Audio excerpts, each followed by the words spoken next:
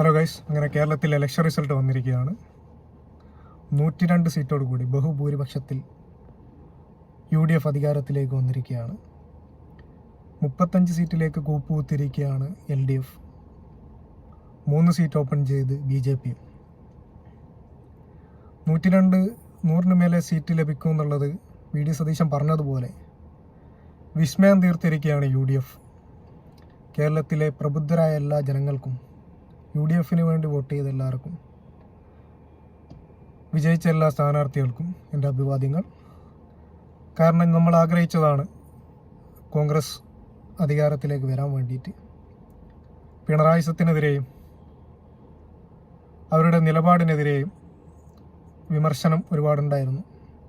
നമ്മൾക്ക് കേരള ജനതയ്ക്ക് പൊറുക്കാൻ പറ്റാത്ത ഒരുപാട് നിലപാടിലേക്ക് LDF പോയിട്ടുണ്ടായിരുന്നു.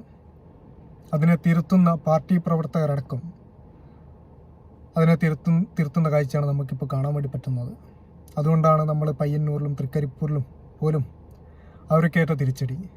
102 എന്നുള്ളത് വിസ്മയ നമ്പറിലേക്ക് എത്താൻ കാരണം പാർട്ടി പ്രവർത്തകരായിട്ടുള്ള, ജനാധിപത്യത്തെ മുറുകെ പിടിക്കുന്ന റിയൽ കമ്മ്യൂണിസ്റ്റുകാരായിട്ടുള്ള ആളുകളുടെ കോൺട്രിബ്യൂഷൻ ചെറുതല്ല.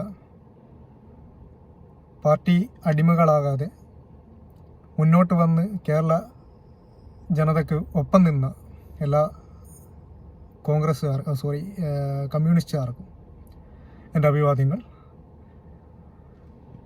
ഇപ്പോൾ സംഭവിച്ച തെറ്റുകൾ എന്തൊക്കെയാണെന്ന് മനസ്സിലാക്കി നിലപാടുകൾ തിരുത്തി നല്ലൊരു പ്രതിപക്ഷമായി LDF ഇവിടെ ഉണ്ടാവട്ടെ.